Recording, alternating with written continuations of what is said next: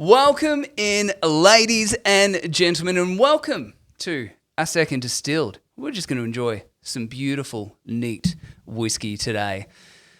But most importantly, this is like episode 7 or something like that, and it has been a ton of fun just learning all the information that we've been taking in. Bindi and I are really just going on a bit of a journey, going through everything, and we want to thank you for actually going through that with us. What I wanted to do today is just go over some highlights from the last 3 episodes to really just get an idea and clarify some of the biggest hits that we may have just got lost in all the content that we're releasing at the moment. And so what I want to discuss today is why equity is the boon not enough people use soon enough, what good property actually looks like, thanks to one of the most prolific investors and buyers agents that I've ever met, how you discern your next right move, and once you've done it, being your next right move, why do you keep doing it? So there's some great stuff in here. I can't wait to get going. And yeah, so let's go. The reality is I think we don't quite see equity for what it is. It is a good thing, a boon. And a lot of us are just lucky to have a ton of it hitting around. I meet people who are sitting on $500,000, $600,000, $700,000, $800,000 worth of equity, not understanding what it is. Because most people go into buying a house for housing security. We buy a property, we take it on, we love having our home. We don't quite realize why we've done it or what it could mean for the future, right?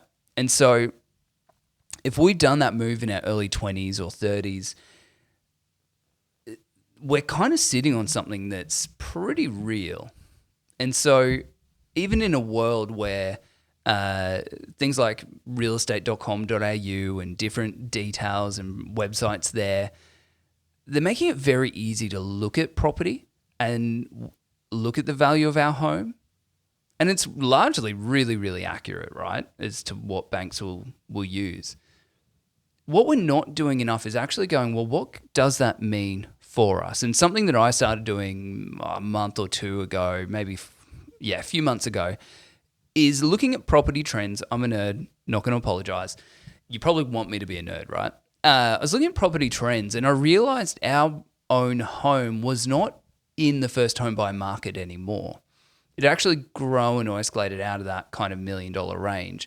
And so recent property trends hadn't actually sent the equity up. We weren't growing, we were largely stagnant. And something I'd been making myself feel comfortable on for quite a while was actually the fact that we had this wealth that had just created. We doubled our wealth in the property in a matter of years. And I started to realize that if our property wasn't keeping up with CPI, if it wasn't growing, we were actually losing out. And that scared me a little bit, right? It's just unrealized potential sitting in there, a giant wealth vehicle with an overarching asset that's not appreciating with capital growth much more. And if I'm not doing anything else in the market, am I keeping up? Am I actually keeping up with even inflation, let alone anything else, let alone competitors, inflation, the cost of living, if my house isn't appreciating? And so that gave me a little bit of an impetus to go, man, I've got this equity. It's awesome. It's epic, but it's just a number on a screen. I need to get it a destination. How do I manage this as well as I could? And so from that, it snowballed into a lot of momentum. I'm going to keep coming back to that concept in a second, right? We started investigating the options we've got. And so for me, the no-brainer was more property. There's a lot of opportunities around in Southeast Queensland, let alone Australia. And I think for many Aussies, it quite often is the natural first step. It's the first thing we consider. What unfortunately happens is we often allow people to kill, or even world events, to kill our financial momentum. And so my sad take on this is many people just go to their bank. I'm going to do a little broker plug for a second. Hold on. Many people go to their bank or go to the wrong person that doesn't know how to give them the opportunity ahead, and they want a yes, they get a no, and that's the end of the story. What I think more Aussies need is the reframe of the two pillars. If you have serviceability that you can show, not affordability, it's serviceability that you can show. If you have equity and you can tie those two together to get borrowing capacity and equity position, well, what you can do is actually snowball that, access out, take it and put it into property. And that's the funds to complete on your first investment property or second, whatever that is. Or, and it should never be a no, you get a no over here and you snowball that into, okay, well, what lever do I need to pull? What column do I need to build up to get them equal so we can have the same purchase price? And that's really important. And so if you're in a point where you're getting a no and are not quite, or we need to do this, then I would propose to you that we actually need to go, well, all right, what needs to change for this to be true, for this goal to happen? What is the thing that we need to land on? Do we need to get more work? Do we need to wait for this childcare expense to decrease? Do we need to take the opportunity while we have it of having no school fees until high school rocks around, whatever you've chosen for your life? And so what I'd say is episode 5, episode 5, have a look at how we can access it. I don't want to reteach it here, the mechanics of accessing equity. But that's step 1. Step 2 is actually the next momentum piece. And so, again, we access the equity, the capital growth, it comes in, we've got the property, it turns into funds to complete on the next purchase, deposit, everything moving there. The real question then transforms from, okay, we're choosing this path. We've worked through the kind of, what's the word? Oh gosh, I have just blanked. We work through the resistance. We get the two pillars. There's the word. That's the one we're going for. And all right, we're there. So what now? What property? And that's why I really wanted to bring in Colin, because he is a very prolific buyer's agent. He's a very prolific property investor. And the one thing that I think really didn't make sense to me around property, just to realize, is I saw the negative gearing. I saw how it was going backwards. I saw many people in like circa 2017 to 16, 18, around that kind of period, exiting because their properties they weren't making sense. And so I dug deep, I had a look, I figured out what was going on. And then fast forward 2 or 3 years later, I realized that those people were actually sitting over here having dealt with a linear property, being sold tax benefits to get into property, which neutered their cash flow with interest-only tax depreciation and negative gearing, all kind of making that really cheap. But then they'd seen no growth in the property, and to get out of it, they were actually going to lose money. So you just rented an investment and some tax benefit for a few years and paid interest for the blessing of doing that. It seemed really dumb. Fast forward, I now understand that actually the game is capital growth. And if the game is capital growth, and we can use those use cases, those examples to go, hey, don't play the tax game. Don't use that as the only reason you should buy property. Because it's just failed so many people in the 2010s doing that. If we can understand that capital growth is the game, what does it take to buy a property that actually gets that? And so how do you build the momentum to accessing the equity, to getting the right property, to keep the purchase, to keep moving on? That was the Colin question that he answered, right?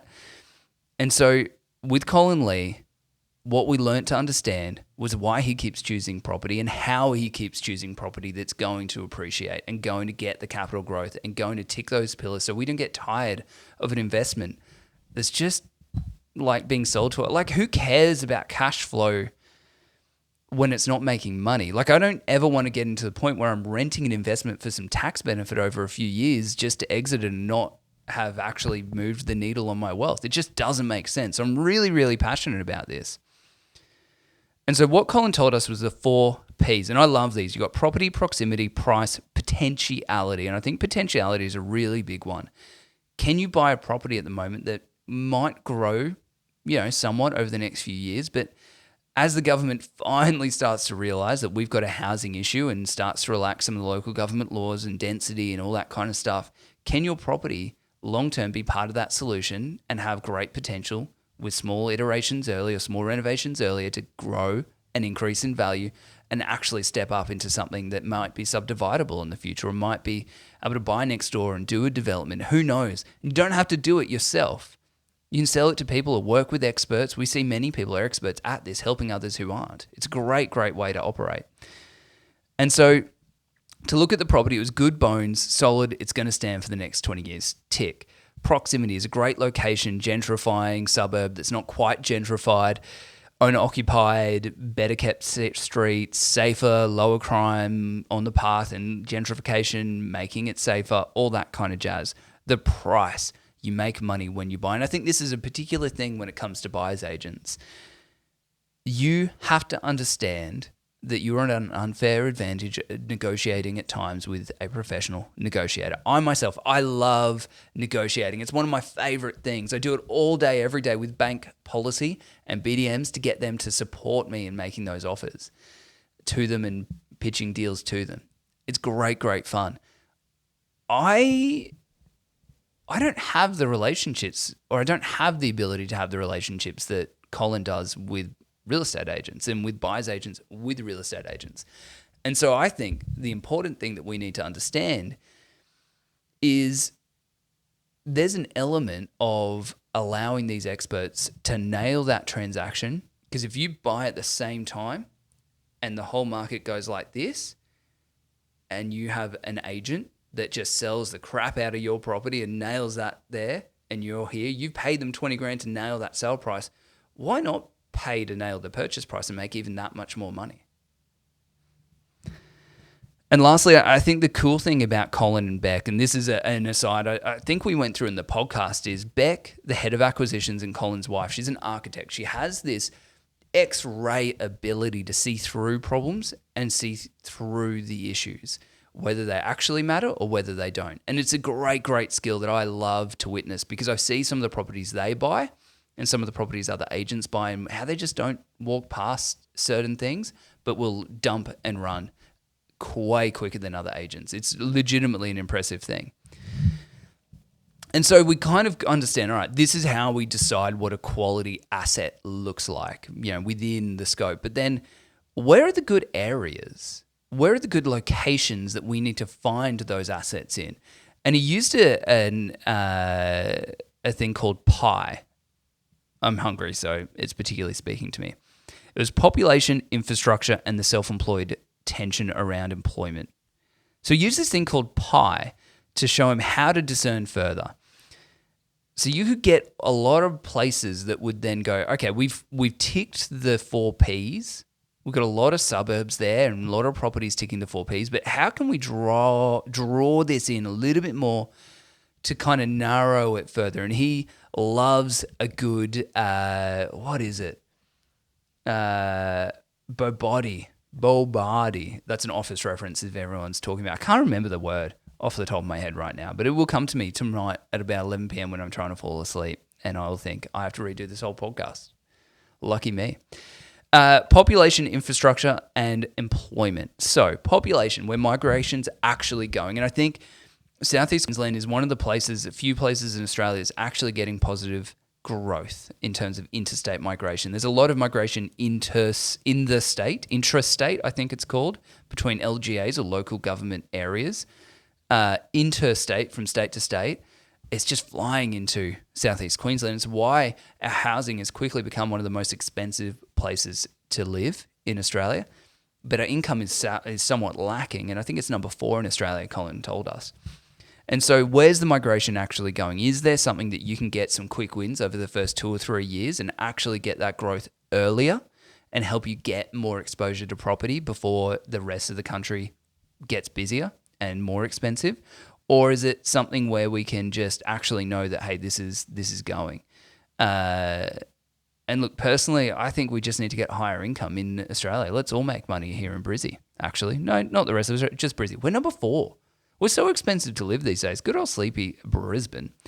And so supply and demand is real, is there oversupply, all those kind of good things. Capitalism, in my mind, when it comes to investing, it just always wins. It always seems to win with investments.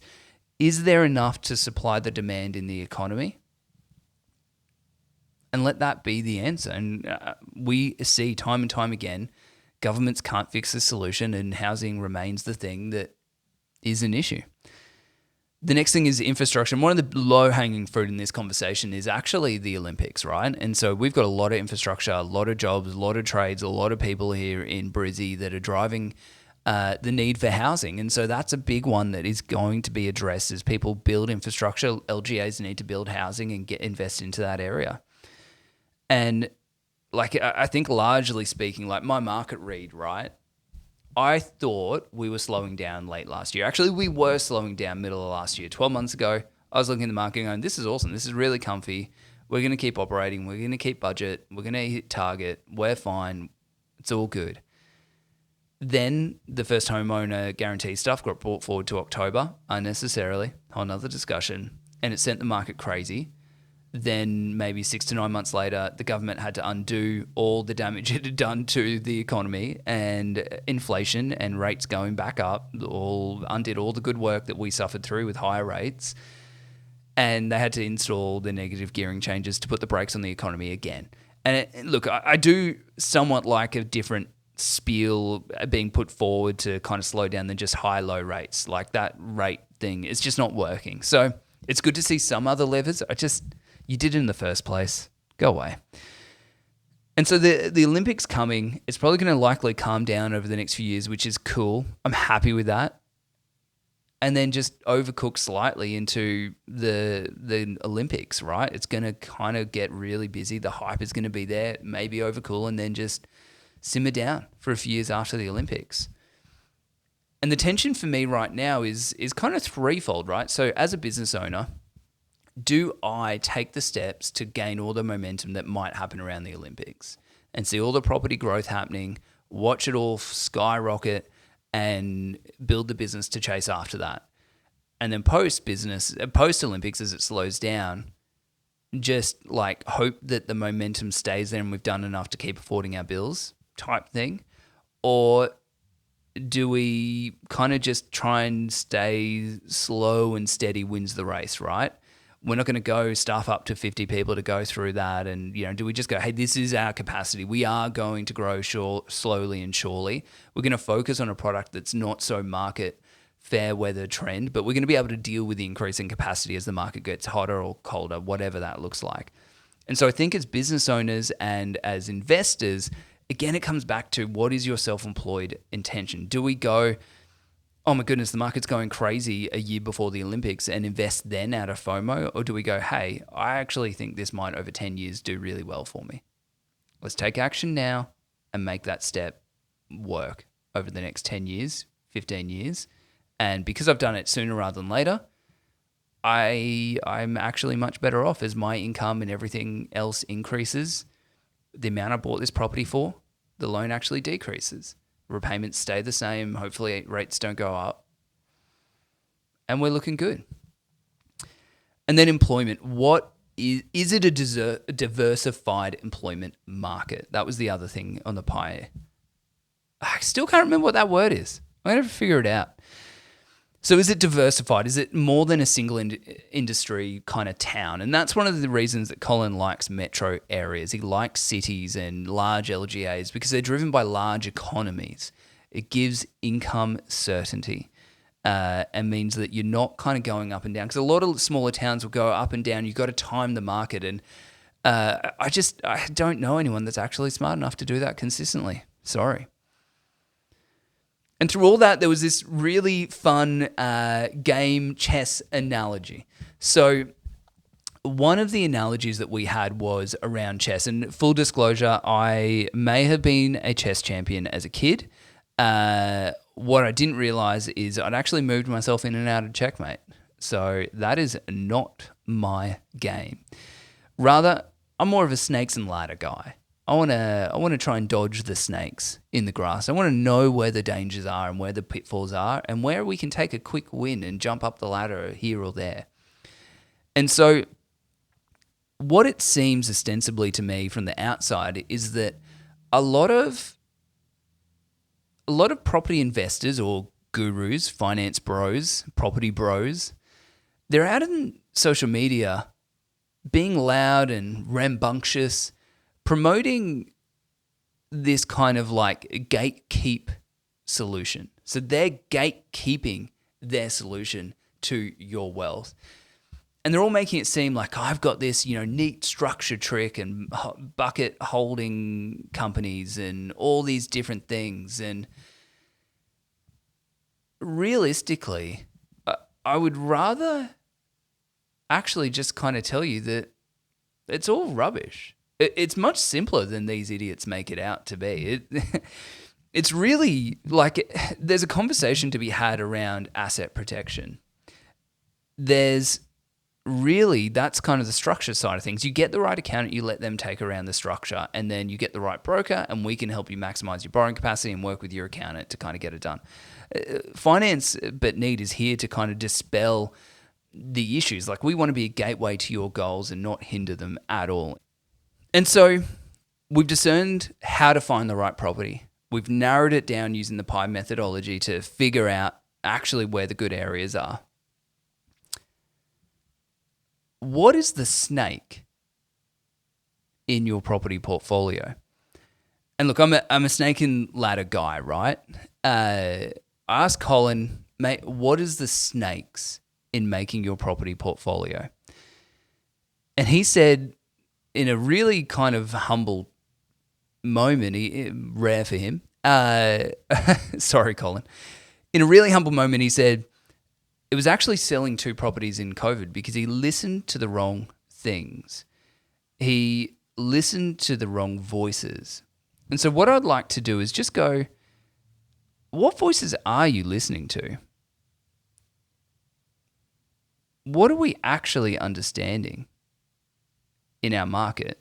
Are we looking at facts? Or are we kind of giving in to fear a little bit? And look, I'm very much a run-at-the-wall energy kind of guy. Like, you give me something in the business, I want to run at it. I want to figure it out. It's why I've got some pretty risk-averse people around me, because I want to actually just balance out and find the tension in the right decision. I'm obviously not afraid of conflict. But I think the sad thing for me is people do give up too easily.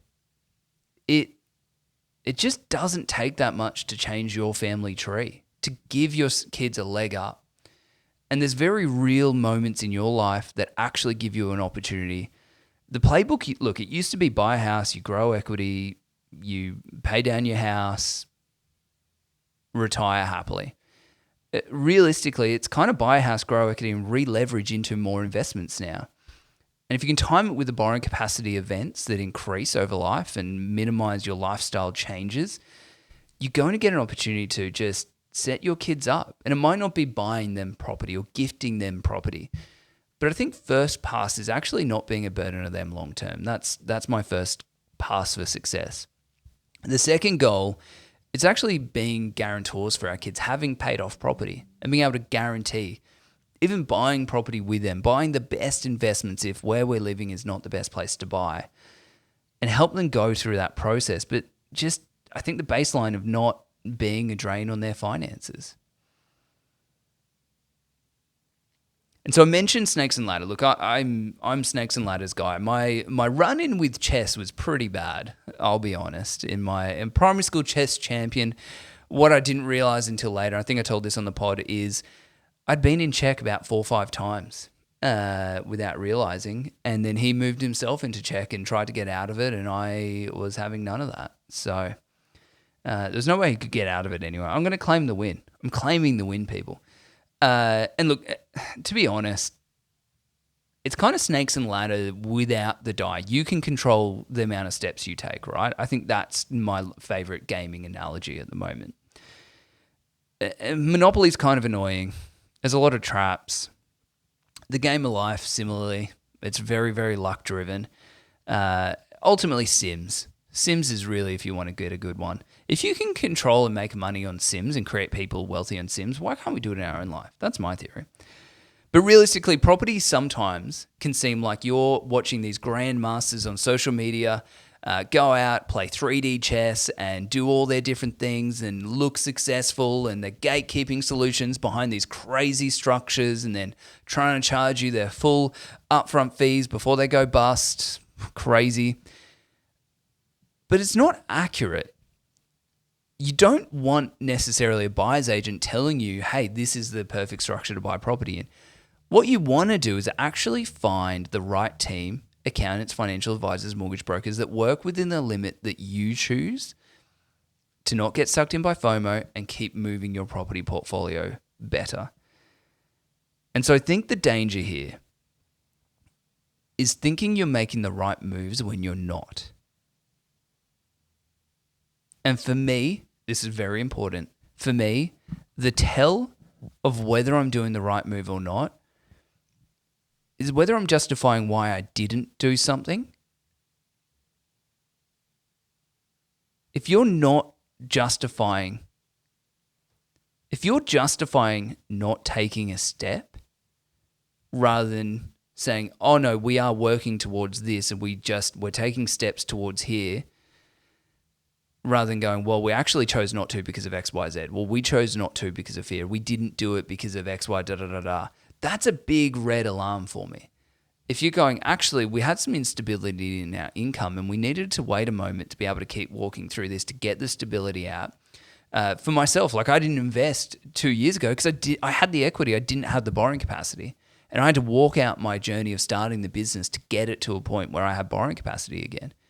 And it was a very intentional thing that we chose to invest in a business, not invest into property prior to that, because it actually gave us the stability of our expenses to make it all work. Sure, we lost a couple $100,000 in equity if we had have gone and bought a property for $700,000-800,000, but we've done well out of the business. So it's very intentional that we went after the business before we went to property.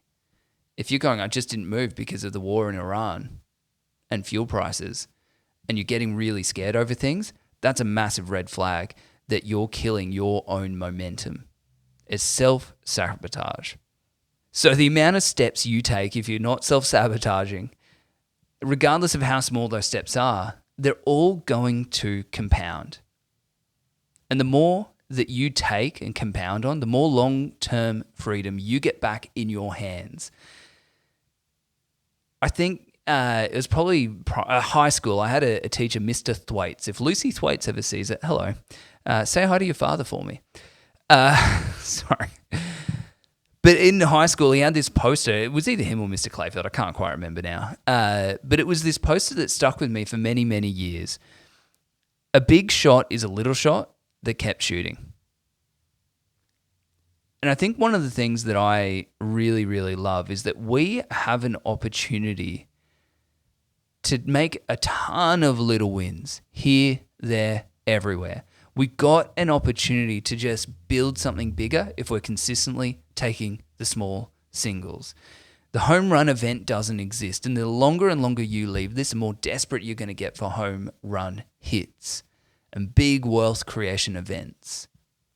And so what I want to get into personally is just going, well, I'm not going to grind, and then just like Elon Musk wealth sit on my backside forever. It's just not going to happen. It's not realistic, and it's not real life. What I want to do is build on something and acknowledge that life changes over the next decade, and then the next decade, and then the next decade, and understand that I've built a foundation of success financially that's going to help me achieve where I want to take my family. And so I've got this idea of dominoes, right? We can quickly, if we're in our 50s, and I see this often, look around, get FOMO, and there's kind of nothing wrong with this if done right, but it is avoidable for millennials. We can go, crud, I need to move, get a bunch of dominoes, line them all up really closely, knock them over, run to the end of that line, knock out some more dominoes, knock them over, run to the end. It's exhausting.